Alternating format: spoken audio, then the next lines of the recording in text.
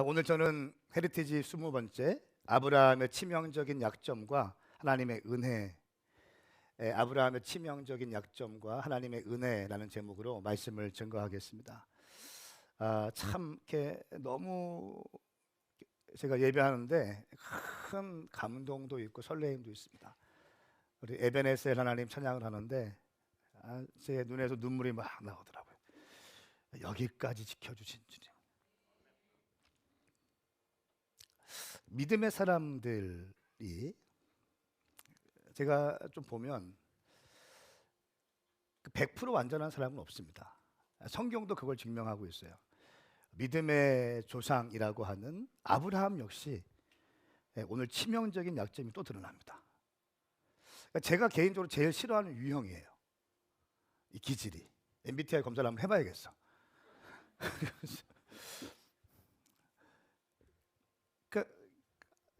아니 아무리 없어도 자기 아내만큼은 좀 이렇게 책임져야 되는 거 아닌가요? 근데 이 아브라함은 돈은 많아, 또 식솔도 많고 뭐 믿음도 있는 것 같아. 그런데 결정적인 순간에 자기 아내를 그냥 내어주더라고요. 그것도 여동생이라고 속입니다. 한편으로는 맞는 얘기예요. 아버지는 같지만 어머니가 다르기 때문에 이복 여동생인가요? 이렇게 동생이에요. 맞아요. 그런데 그 사라의 정체성은 뭡니까? 아브라함의 여동생이 아니라 아브라함의 아내 아닙니까? 그 정체성을 숨겨버리잖아요. 근데 숨기는 이유가 다른 거창한 비전과 어떤 것을 성취하기 위한 것이 아니라 자기의 생명을 연장하기 위해서요. 25년, 약 25년 전에도 한 번 있었거든요. 애굽 땅에 갔을 때 바로 왕 앞에서 자기 아내를 동생이라고 속였거든요. 근데 약 25년이 지난 오늘도 그랄 땅에 가서 아비멜렉 왕에게 사라가 나의 동생이라고 얘기해요. 근데 이때 나이가 약 90세가 훌쩍 넘은 나이거든. 아니 얼마나 예뻐야 90살이 넘어도 여기 90살 넘으신 분 아무도 안 계시는데 생각해봐서 얼마나 예뻐야 90살이 넘어도 그렇게 예쁠까? 근데 그 나이가 있는 사라를 자기 동생이라고 또 속이면서 근데 그때마다 그 일로 인해서 아브라함은 엄청난 재정들을 또 확보해요. 아브라함의 부는 어쩌면 그것이 그 시발점이 되어서 막 부어지는 것 같기도 해. 25년 전에도 그런 일이 있었잖아요. 엄청난 재정을 모았잖아요.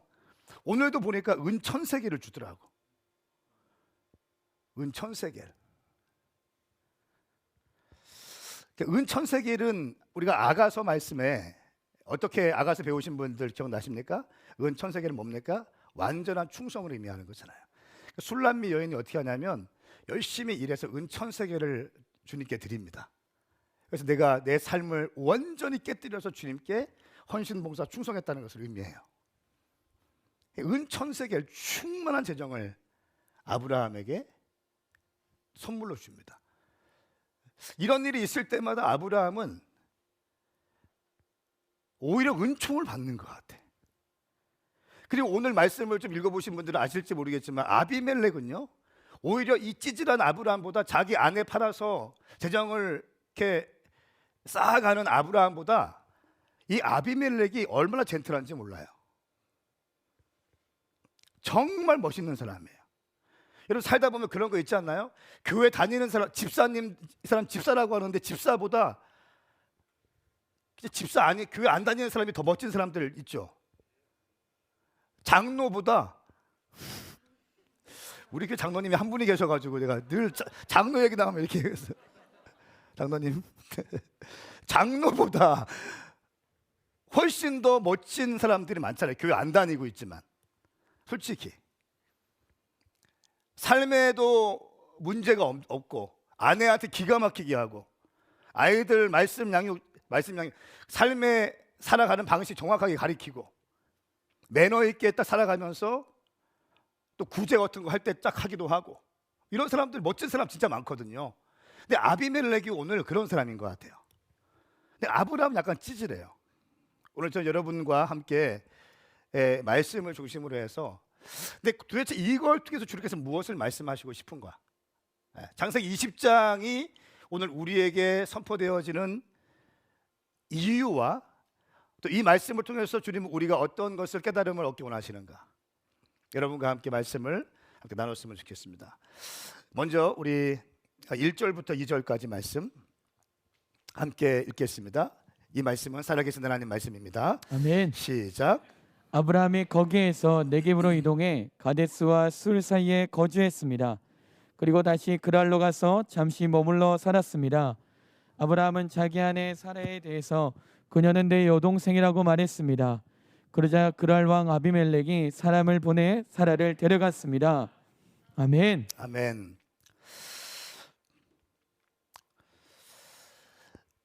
아비멜렉이 아브라함의 아내인 사라를 데려갑니다. 근데 아비멜렉은 몰랐어요. 그렇죠? 왜? 아브라함이 내 여동생이라고 속였기 때문에. 그러니까 요때부터 이제 문제가 풀어지기 시작하는 거예요. 그랬을 때 주님이 어떻게 하시냐면, 하나님께서 어떻게 하시냐면 아브라함의 꿈이 나타나시는 것이 아니라 아비멜렉의 꿈이 나타나세요. 문제의 원인은 누굽니까? 아브라함이잖아요. 그런데 왜 아브라함이 아니라 아비멜렉의 꿈에 나타나실까? 이렇게 말씀하십니다. 말씀을 쭉 보면 이렇게 말씀하세요.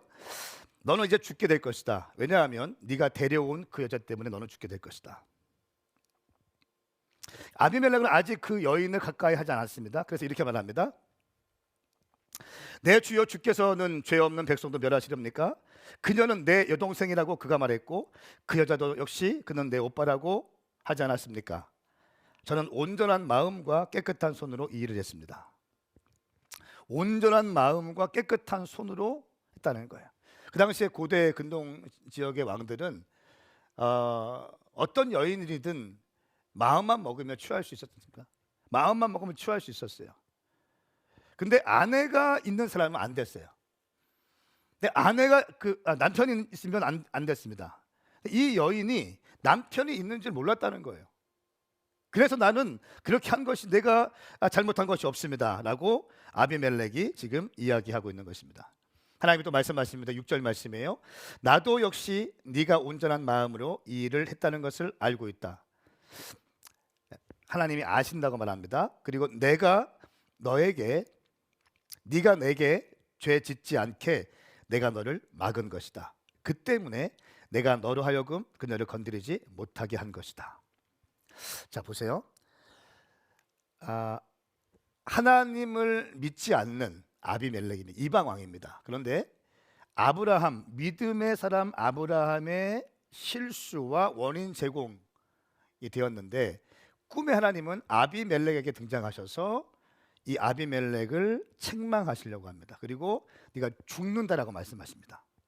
이러니까 이 아비멜렉이 나는 이런 상황을 몰랐습니다. 나는 깨끗한 양심과 깨끗한 손으로 일을 했습니다.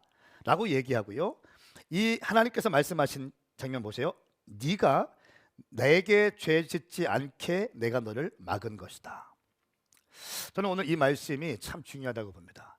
여러분, 우리가 인생을 살아갈 때 보면 내가 원하는 방향으로 가고 싶은데 우리의 앞길을 막으실 때가 있습니다. 내가 하고 싶은 것이 있는데 막으실 때가 있어요. 나는 이거 꼭 하고 싶은데 막을 때가 있어요. 여러분, 사실 이 아비멜렉이 사라를 취한 것은 예뻐서 그랬을까요? 어떻게 생각하세요, 집사님? 90세 된 예뻐서 너무너무 아름다워서 취했을까요? 그렇게 보는 사람이 없죠. 학자들은 어떻게 보냐면 정략 결혼했다는 거예요. 솔로몬이 그렇게 많은 여인들을 거두는 게 뭡니까? 자기의 세를 확장시키기 위해서잖아요. 같은 맥락이라는 거예요. 아브라함이 이 90세가 된 이 여인을 취한 것은 뭡니까? 아브라함에게 이미 부어진 엄청난 재정과 영향력을 자기의 가문 가운데 끌어들여서 정책적으로 결혼해서 자기의 세를 부르기 위한 것이에요. 저도 이 부분에 동의합니다. 자, 그런데 이 하나님께서 이 아비멜렉에게 말씀하시는 거예요. 내가 내게 죄를 짓지 않게 내가 너를 막은 것이다. 우리가 하고 싶은 것을 하고 싶은 일을 할 때에도 막힐 때가 있다. 하물며 하나님을 믿지 않는 사람들도요, 내가 원해서 하고 싶은 일이 있는데 하나님의 사람들과 연결되었을 때 막힐 때가 있다는 거예요. 하나님은 모든 사람들을 다 지켜보고 계시고 다 알고 계십니다. 여러분의 인생 가운데 내가 꼭 하고 싶은 게 있는데 막혔다. 여러분, 최선을 다했는데 막혔다. 주님께 맡겨드리세요. 그것 또한 주님의 응답이에요. 내가 온 마음을 다해서 쏟아붓고 최선을 다했고 했는데 안 된다. 주님이 막으시는 거잖아요. 내가 기도도 열심히 하고 금식도 하고 중보팀에게 연락도 하고 내가 최선을 다하고 인내하고 했는데 안 됐다. 주님 막으시는 거예요. 주님 막으실 때에는 우리를 선한 길로 인도하시기 위함이에요. 그러면서 이제 그 사람의 아내를 돌려주라고 말합니다. 그러면서 이렇게 말합니다. 그는 예언자니, 7절 말씀에 예언자니 그가 너를 위해 기도해주면 내가 살 것이다. 그러나 만약 네가 그녀를 돌려주지 않으면 너와 내게 속한 사람이 다 죽게 될 것이다. 이렇게 말씀합니다. 다 죽게 될 것이다. 그는 예언자다. 예언자는 뭡니까? 나비라고 하죠. 히브리어로 나비라고 하는데 예언자는 이런 의미가 있습니다. 쉼없이 말하는 거예요. 원래 뜻은 쉼없이 말하는 자, 하나님의 뜻을 말하는 자. 첫 번째, 두 번째는 하나님과 백성 사이를 중재하는 자, 이런 의미가 있어요. 쉼없이 말하는 자야, 예언자는. 예언자. 하나님과의 관계를 중재하는 자. 그러니까 이 예언자의 가장 중요한 건 뭡니까? 기본적인 책무는 죄인들을 위해서 끊임없이 기도하는 거예요. 소돔 땅이 무너질 때 어떻게 했어요? 아브라함이 중보했죠. 물러서지 않고 6번이나 중보했습니다. 끊임없이 기도했습니다. 이 아브라함은 예언자라는 것입니다. 기도하다. 예언자는 기도하는 사람인데 기도하다. 기도라는 뜻의 원래 의미가 뭔지 아십니까? 내가 누구누구 인생에 개입하다라는 뜻이에요. 하나님께 올려드리는 기도가 중보기도가 어떤 뜻이냐면 내가 누구의 인생에 개입하다, 끼어들다라는 뜻이에요. 저는 우리 성도님들의 삶을 몇 명 인생에 끼어들고 있습니다. 제가 월음 기도할 때마다, 새벽 예배 기도할 때마다 몇 분을 놓고 특별히 기도하시는 분이 있습니다. 끼어드는 거예요. 내가 그들 인생에 끼어드는 거예요, 영적으로. 아멘. 주님 하늘의 문을 열어주십시오. 네. 주님, 이분 여호와를 경외하는 사람 아닙니까? 여호와를 경외합니다, 주님. 주님, 이 지체의 마음의 소원을 주님 응답하여 주십시오. 주님, 제가 볼 때 이 사람 여호와를 경외하는 사람이에요. 교회를 사랑하는 사람이에요. 진실한 사람이에요. 주님, 주님 도와주세요. 저 그렇게 기도합니다. 주님, 이 청년 주님 알지 않습니까? 주님을 너무너무 사랑해요. 여호와를 경외하는 청년입니다. 주님 동행하여 주시옵소서.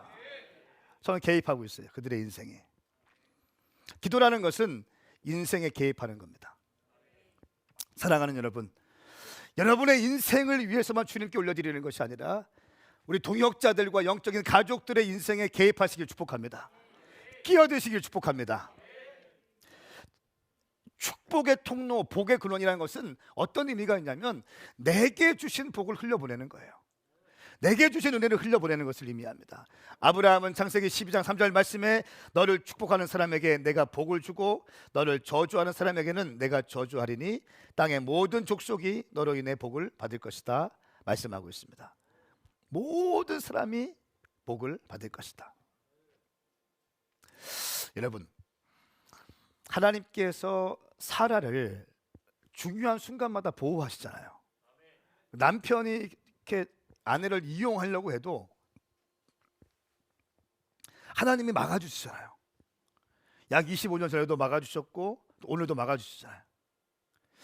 왜 하나님은 사라를 이렇게 막아주실까요? 왜 사라를 막아주실까요? 약속의 씨, 언약의 씨, 약속의 말씀, 경건의 씨가 잉태돼야 되기 때문에 그렇습니다. 누굽니까? 이삭이죠. 이삭이 모리아에서 번제단에서 죽임을 당하려고 준비하지 않습니까? 그리고 먼 훗날 그 계보를 쭉 가다 보면 예수 그리스도가 태어났어요. 이삭과 또 다윗과 예수 그리스도까지 이어지는 믿음의 계보, 약속의 씨를 품은 여인이기 때문에 주님께서 막아주시는 것입니다. 여러분, 하나님께 받은 약속을 여러분이 붙잡으십시오. 믿음이란 무엇입니까? 믿음이란 약속의 말씀을 붙드는 거예요. 약속의 말씀을 신뢰하는 것입니다.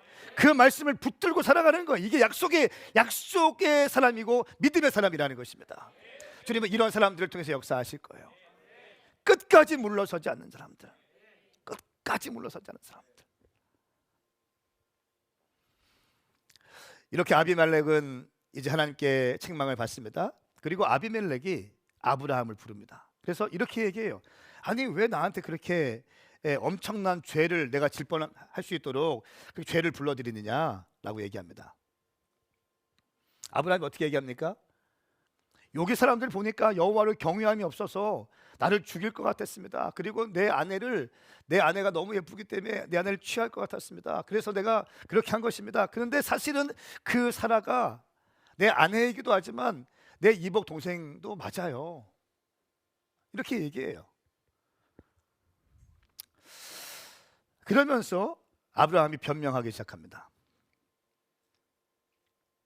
그런데 가만히 보면 이 얘기를 들은 아비멜렉이 화가 날 법한데도 어떻게 합니까? 아브라함을 축복해요. 아비멜렉이 정말 멋진 사람이야. 오늘날 예수를 믿지 않지만 진짜 멋진 사람들 있잖아요. 아주 젠틀하고 예의도 있고 예절도 바르고 그런 사람, 실력도 있고. 아비멜렉이 그런 사람이에요. 그러니까 아브라함이 그렇게 얘기하니까 어떻게 합니까? 아브라함을 축복합니다. 자, 14절 말씀입니다. 아비멜렉이 아브라함에게 양과 소와 남종들과 여종들을 주고 그의 아내 사라도 그에게 돌려주며 말했습니다. 양, 소, 남종, 여종들을 주는 거예요. 그냥 사라는 아비멜렉을 한번 만났다는 이유만으로 양과 소와 남종들과 여종들을 주고요, 아내 사라도 그에게 줍니다. 그리고 이렇게 얘기합니다. 또 그 사라에게는 은천을 줍니다. 은천을 주면서 너에게 이 모든 것이 보상이 될 것이다 라고 이야기합니다. 그리고 너는 아무런 잘못이 없다는 것을 많은 사람들이 알게 될 것이다 라고 얘기해요.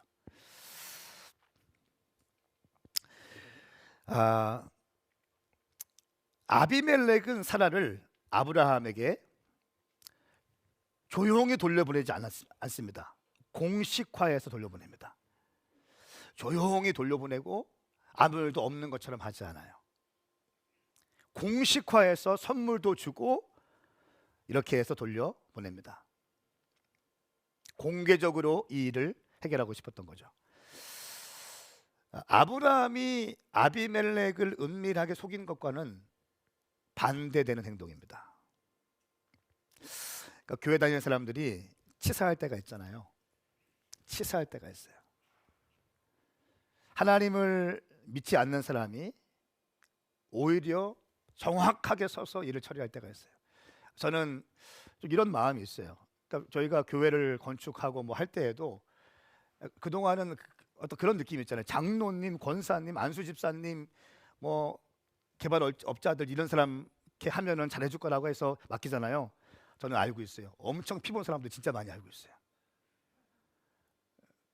교회 다니는 그 건설사 사장이 크리스찬이라고 해서 맡겼는데 오히려 공사 엉망으로 진행하고 이런 거 저 알고 있거든요. 어떤 사람과 해야 됩니까? 정직한 사람과 해야 돼요. 정직한 사람. 정직한 사람들. 그러니까 교회에 있는 사람들, 그리스도인이라고 하는 사람들이 다 정직하면 그리스도인과 해야죠. 그런데 교회 안에 정직하지 않은 사람들이 얼마나 많은지 몰라요. 이제는 집사, 권사, 장로, 목사, 선교사라고 하는 타이틀이 정직을 보증해 주지 않잖아요. 그렇죠? 그렇기 때문에 정직한 사람을 찾아내야 된다는 거예요.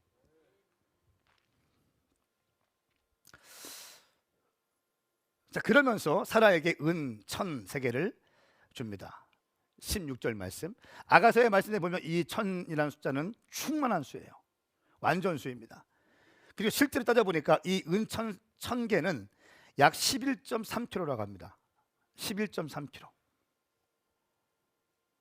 그리고 그 신화, 그리스 신화나 이런 신화에서 결혼할 때, 신들의 결혼할 때 신부의 몸값이 은 1,000세겔이었대요. 바벨론 문헌에 보니까 노동자 월급의 2분의 1세겔이 그 노동자 월급이라는 거예요. 은 2분의 1세겔이. 이걸 따져보니까 은 1,000세겔은 노동자가 167년이나 일해야 되는 엄청난 일이에요. 167년 동안 노동자가 일해야지 얻을 수 있는 것이 은 1,000세겔이라고 합니다. 엄청난 금액이죠. 아브라함은 또 이번 일로 재정을 확보합니다. 양과 남종과 여종도 함께 맞이하게 됩니다. 자, 그런데 이 아비멜렉이 선한 행실을 통해서 아브라함이 어떻게 하냐면 17절 말씀, 18절 말씀, 제가 오늘 이 말씀에 좀 하이라이트 하겠습니다. 함께 읽습니다. 시작. 아브라함이 하나님께 기도했더니 하나님께서 아비멜렉과 그의 아내와 그의 여종들을 고치셨습니다. 그래서 그들이 아이를 가질 수 있게 됐습니다.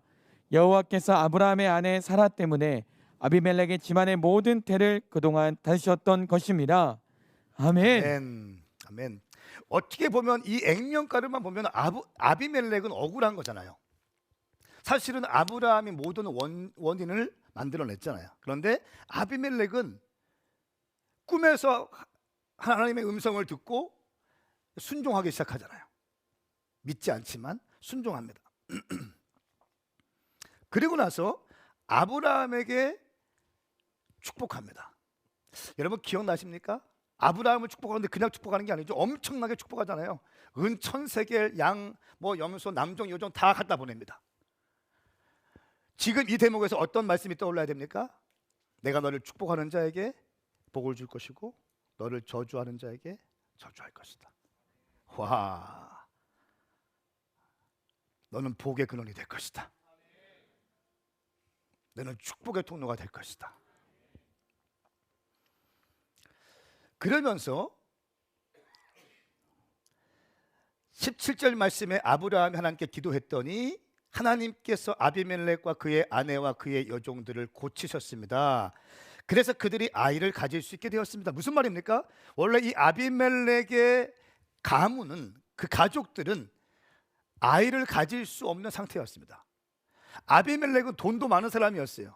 명예도 있는 사람이에요. 세상에 누릴 것 다 누릴 수 있는 사람인데 한 가지 아픔이 있었는데 이 아비멜렉을 이어갈 수 있는 후손을 볼 수 없는 상태였습니다. 이것이 늘 아픔이었고 고민이었어요. 여러분, 오늘 이 말씀에서 우리는 무엇을 배울 수 있습니까? 하나님의 사람이 부족하고 하나님의 사람이 좀 치졸하게 보일 때도 있고 하나님의 사람이 온전하지 못해요. 치명적인 약점이 있습니다. 그럼에도 불구하고 하나님의 사람이 축복할 때 그 축복권이 흘러간다는 것이에요. 할렐루야. 아비멜렉의 가장 마음의 소원이었던 태의 문이 열리기 시작합니다. 이제 아브라함이 아비멜렉의 처음에는 모든 문제의 원인 제공자가 되었는데 이제는 아브라함은 아비멜렉의 축복의 통로가 된 것입니다. 마음의 소원을 열어주는 통로가 된 것입니다.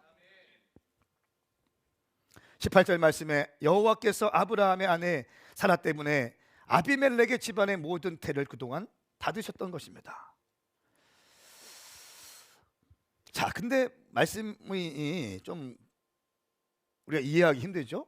여호와께서 아브라함의 아내 사라 때문에 아비멜렉의 집안의 모든 태를 그동안 닫으셨던 것입니다. 사라 때문에 그동안 아비멜렉의 집안의 태의 문을 닫았다. 사라 때문에 그동안 아비멜렉의 태의 문을 닫고 있었다. 그리고 사라 일로 인해서 아비멜렉을 만나게 되고 아브라함을 만나게 되고 아브라함이 블레싱하자 태의 문이 열리고 자녀들을 가질 수 있는 능력을 받게 되었다.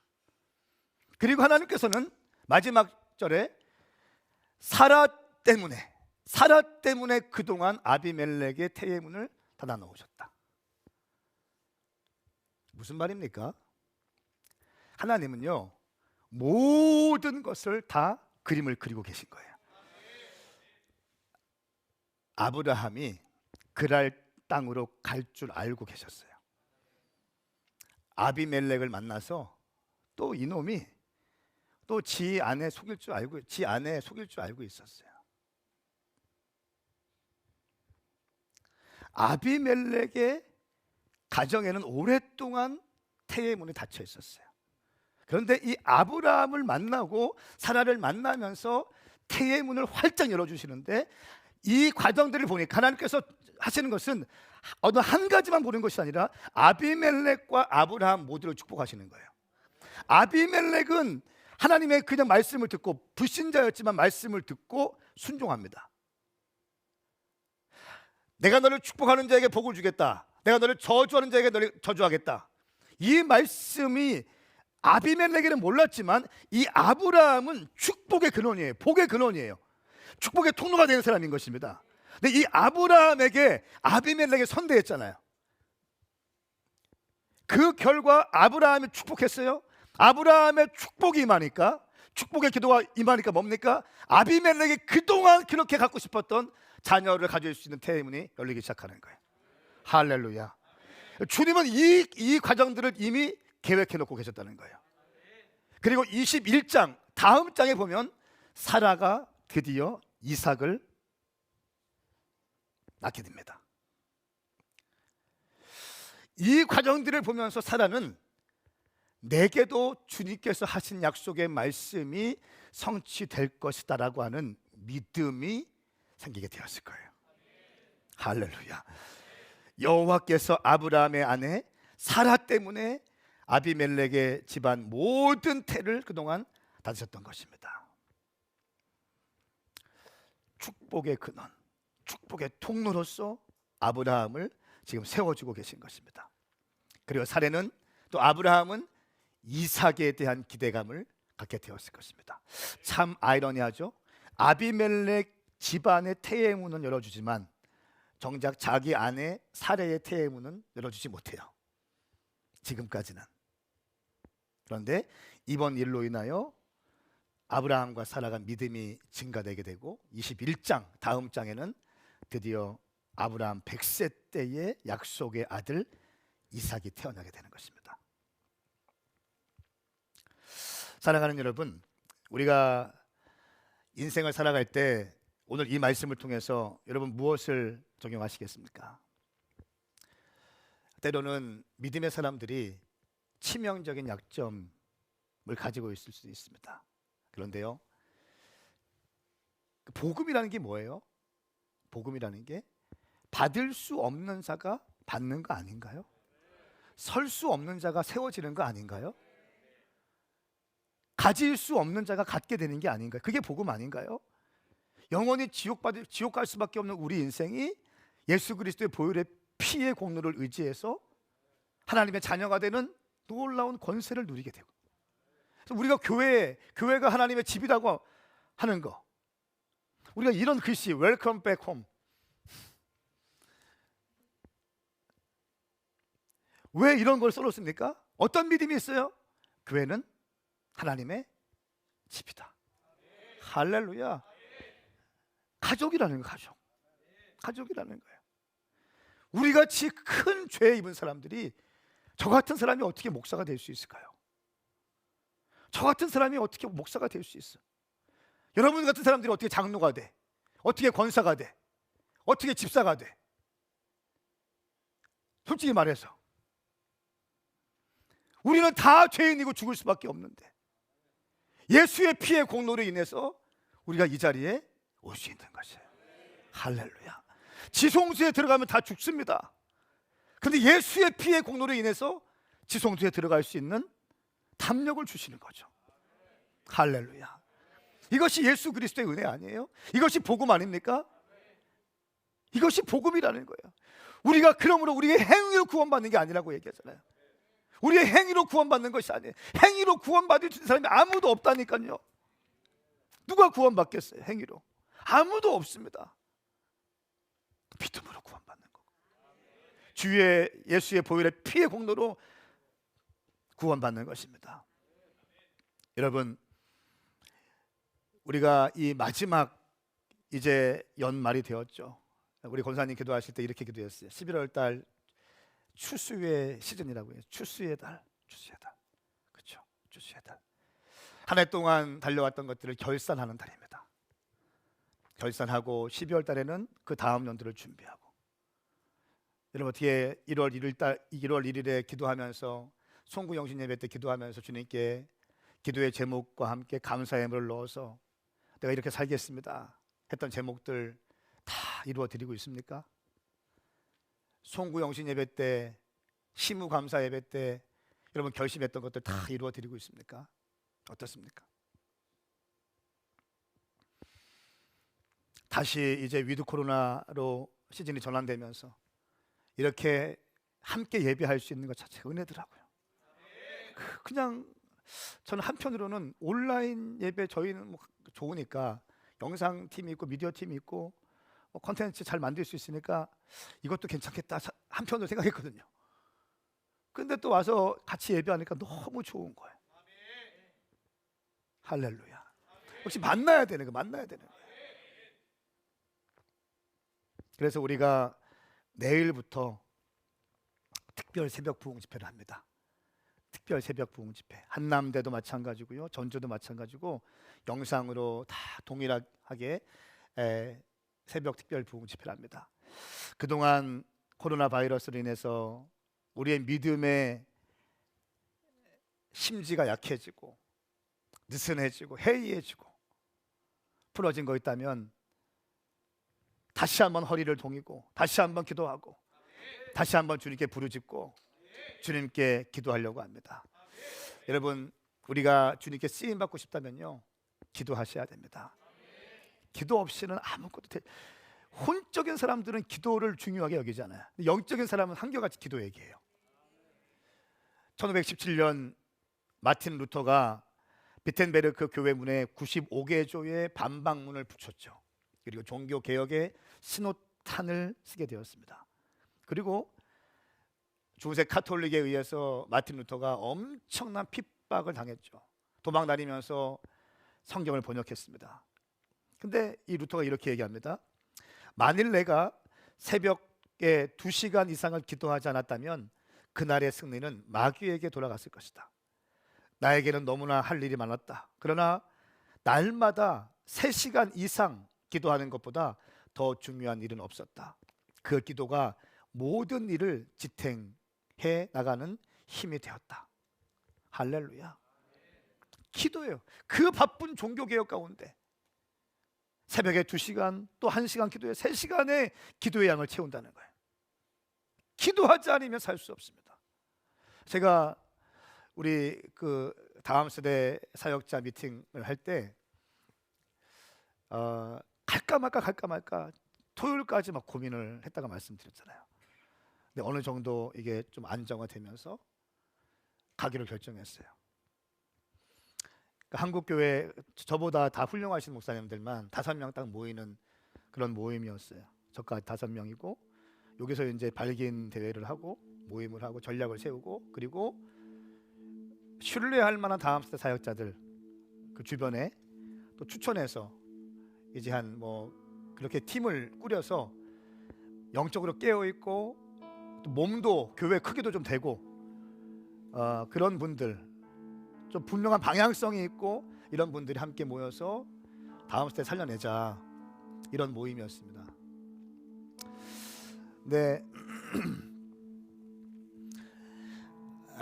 한 목사님이 재정을 다 대고 그래서 제주도로 가게 되었어요. 제주도로 가서 호텔에 머물면서 매일같이 다음 세대 얘기, 선교 얘기 계속 그런 얘기했어요.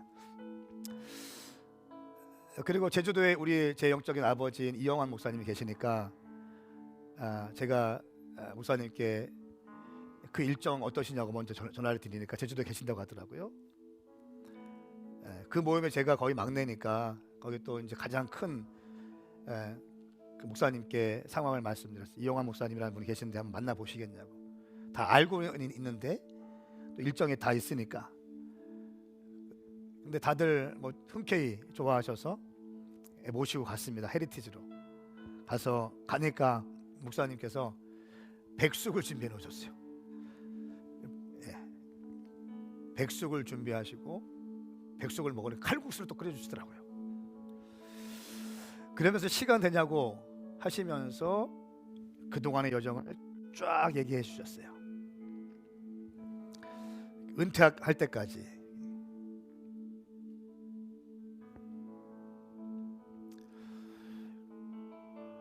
다들 뜨거운 감동에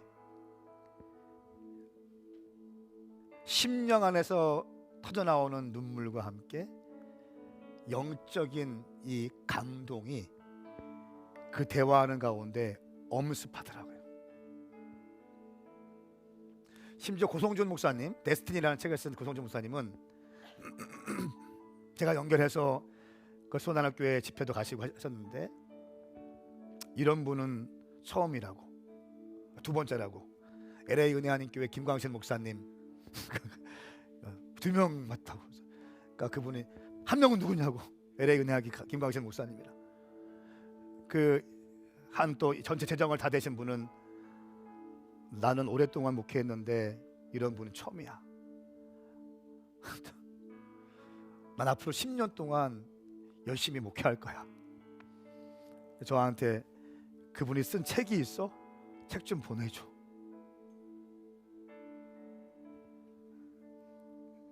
다음 세대를 살려야 되는데 전략이 아니라 영이라는 거죠. 정치가 아니라 생명이라는 거죠. 생명을 전수할 수 있어야 되죠. 생명력이 있어야 생명을 전수하죠. 영이 살아 있어야 다음 세대를 살려내죠.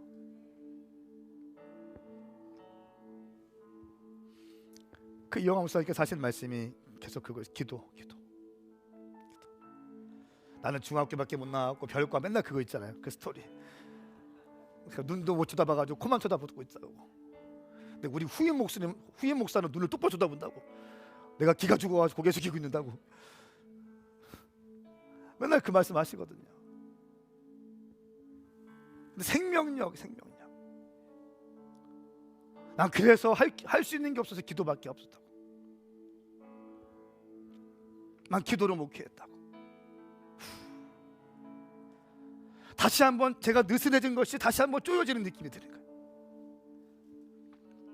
나태했던 나의 마음이 다시 한번 쪼여지는 마음이 드는 거예요. 그러니까 다들 여러분 이름만 대면 다 아시는 분들이세요. 저와 함께 그 미팅 갔던 분이 한국에서 거의 지금 탑을 찍고 있는 분들이세요. 다음 세대와 선교에 대해서 거의 한국교회 방향을 이끌어내시는 분이세요. 다들. 근데 그 어른 앞에서 다 숙여내시는 거예요. 왜 그래요? 기도 얘기하니까, 진심을 얘기하니까. 전략이 아니라 우리 막 메타버스, 막 AI 이런 거 얘기하고 있을 때 무릎 꿇어.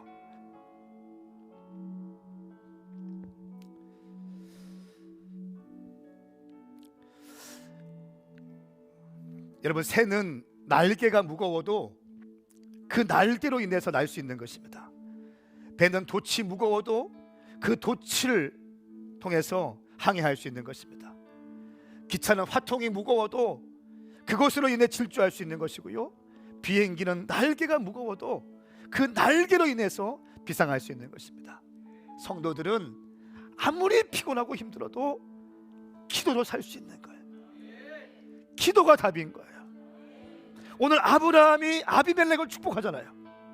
아브라함이 흠 있지만, 치명적인 약점을 가진 아브라함이지만, 아브라함이 아비멜렉을 블레싱할 때 아비멜렉의 태의 문이 열리기 시작하는 거예요. 저는 우리 오메가 교회가 그런 축복의 통로가 되길 축복합니다. 여러분들이 기도할 때 그 태의 문들이 열려지기를 예수님 선포합니다. 기도의 제목들이 있는 영혼들 가운데 여러분들이 기도해 줄 때 그 기도의 응답이 있기를 예수님 선포합니다. 우리 교회, 제가 지금 우리 김혜지 자매 여기 있으니까 한 3년 됐나요? 잘 모르겠어요. 11월 달이었어요. 그때도 11월 첫째 주였어요. 그때 예배하는 성령님이 완전히 강력하게 임하셨어요. 제가 올라갈 수 없는 상황이었어요.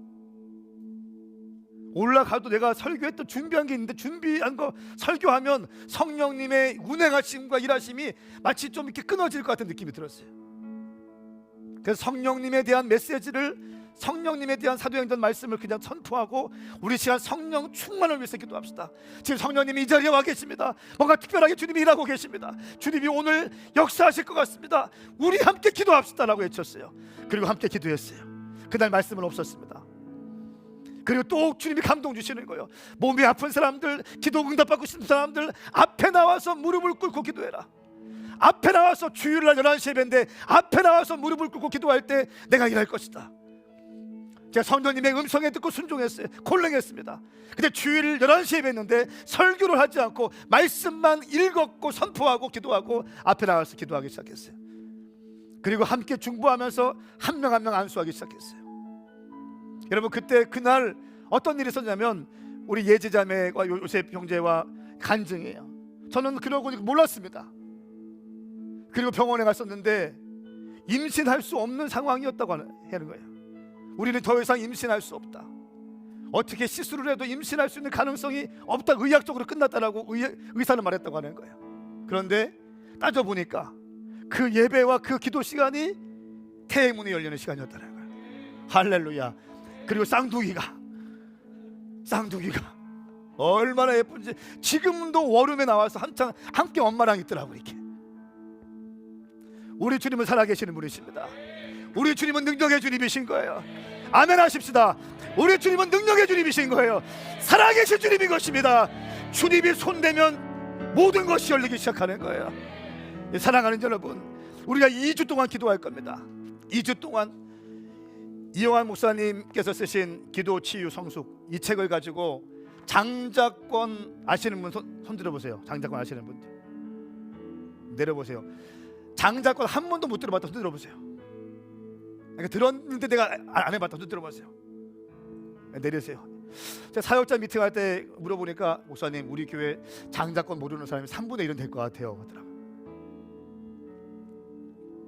하나님의 자녀됨의 권세를 가지고 믿음으로 선포하며 기도하는 것입니다.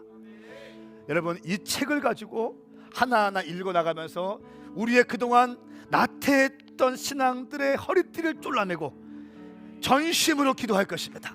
할렐루야. 마스크 쓰고 기도하면 됩니다. 그때 뭐 안 먹으러 가면 괜찮습니다.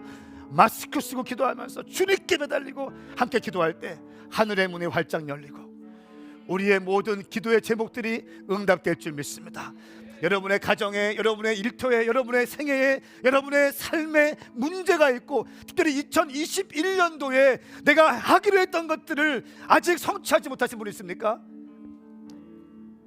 기도하십시오. 기도하십시오. 저는 교회적으로 100개의 DNA 완성을 위해서 기도할 것입니다. 추수감사 2주 전부터 특세를 시작하고 여러분의 VIP를 정하셔서 다음 주에 전도하시고 DNA 초청하시고, 코로나 시대에 예수 믿는 사람들도 우울합니다. 한국교회 10,000개가 2년 동안 문 닫았다고 합니다. 10,000개가 약 150만 명이 떨어져 나가게 되었고요. 예수 믿는 사람들도 힘든 상황이죠. 생각해 보세요. 예수 믿지 않는 사람은 거의 답이 없습니다. 자포자기할 수밖에 없는 상황이에요. 그때 먼저 복음을 받아들인 여러분께서, 하나님의 능력을 경험한 여러분께서 믿지 않는 자에게 복음을 증거하십시오. 당신의 입술을 통해서 주님은 일하실 것입니다. 그리고 기도해 드리세요. 기도해 드리세요. 겸손하게 기도해 드리세요. 어디 뭐 예언하는 것처럼 기도하지 마시고 겸손하게 믿음을 동원해서 기도해 주십시오.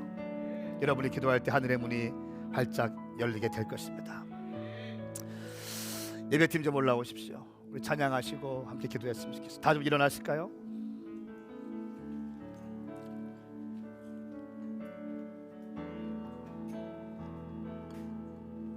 에베네셀 하나님 찬양하시고 기도하십시다.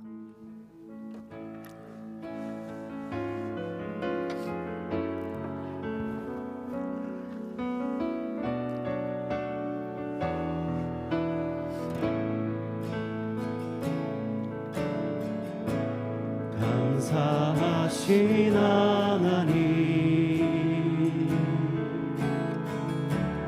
에베네셀 하나님, 살아계신 하나님, 에베네셀 하나님, 여기까지 인도하셨네. 감사하신 하나님,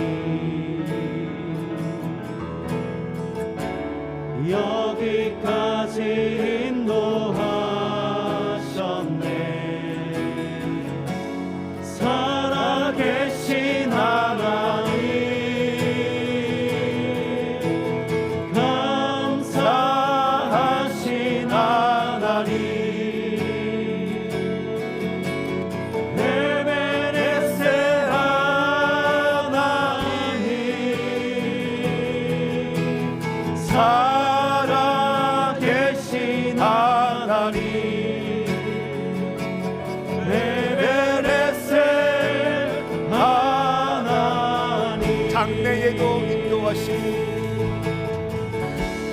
장래에도 인도하시니 감사하신 하나님, 감사하신 하나님, 장래에도 인도하시니 장래에도 인도하시니 살아계신 하나님, 살아계신 하나님, 할렐루야. 감사하신 하나님, 에베네셀 하나님, 에베네셀 하나님,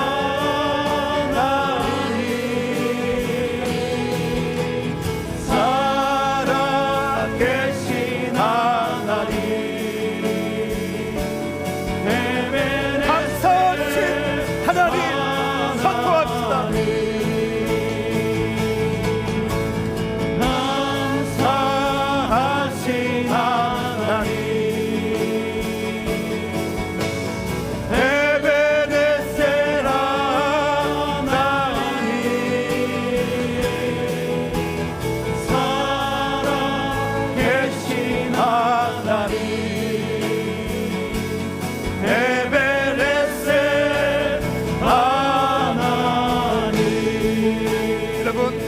시편 34편 17절 말씀, 시편 34편 17절, 여호와의 천사가 주를 경외하는 사람들을 둘러서 진치고 구원하십니다.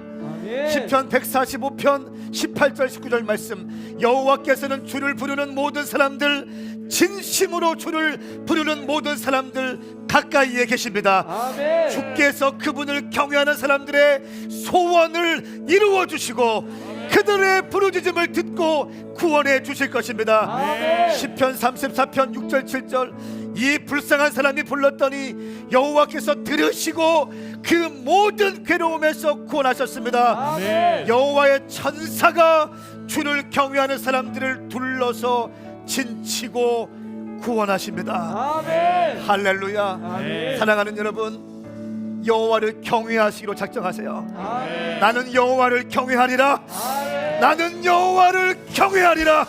나는 여호와를 경외하리라. 이 시간 두 손 번쩍 들고 나는 여호와를 경외하게 싸우니 주여 나를 둘러서 지치고 보호하여 주시옵소서. 나를 모든 괴로움에서 구원하여 주시옵소서. 내 기도에 응답하여 주시옵소서. 내일부터 시작되어지는 특별 새벽 부흥 집회 가운데 성령님 나를 사용하여 주시옵소서.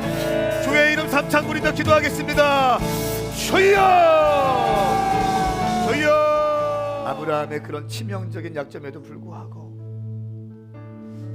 믿음의 조상으로 삼으시고 내가 너를 축복하는 자에게 복을 내리고 내가 너를 저주하는 자에게 저주할 것이다. 너는 복의 근원이 될 것이다 말씀하신 주님. 주님, 이 말씀이 주님 오늘 성취되게 하시니 감사합니다.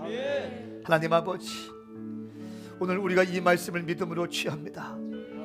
우리가 삶의 자리에서 아브라함이 되게 하여 주시옵소서. 믿음으로 축복하고 믿음으로 기도하고 믿음으로 복음을 증거할 수 있는 우리가 되게 하셔서 우리를 통하여 수많은 사람들이 하나님의 축복을 경험하게 하여 주시옵소서. 그렇게 하기 위해서 우리의 힘과 능력으로는 안 됩니다. 기도해야 가능하오니, 기도해야 가능하오니 우리에게 기도의 영을 부어주시옵소서. 내일부터 시작되어지는 특별 새벽 부흥 집회 가운데 주님 하늘의 문을 활짝 열어주셔서 나태하고 게으르고 주님 뜻을 했던 모든 것들이 회복되어지게 하여 주시옵소서. 다시 한번 불을 내려주시옵소서. 다시 한번 믿음을 부어주시옵소서. 다시 한번 겸손하게 하시옵소서. 다시 한번 무릎을 꿇게 하소서. 주님 없으면 살 수 없다는 그 믿음의 고백이 우리 모든 가족들의 고백이 되게 하여 주시옵소서. 하나님, 오늘 오랜 시간을 깨고 우리 오메가 교회가 많은 사역을 하고 적극적이고 열정적으로 달려가다 보니 이런저런 일도 있고, 하나님 오랜만에 함께 모여서 예배하게 하시니 감사합니다. 아버지의 집에 오게 하시니 감사합니다. 이제 우리가 주신 은혜의 말씀에 감사하고 아버지의 은혜에 감사해서 주님께 예물 드릴 것입니다. 주님, 이 예물 받아 주시옵소서. 11조 12조 감사 선교 주님 주정 예물 믿음과 함께 주님께 올려드리오니 주님, 이 믿음의 예물을 받아 주시옵소서. 주의 영광을 위하여 사용하여 주시옵소서. 감사합니다. 주님 고맙습니다. 주님 사랑합니다. 예수님의 이름으로 축복하며 기도하옵나이다. 아멘. 할렐루야. 우리 주님을 찬양합니다. 자리에 앉으시겠습니다.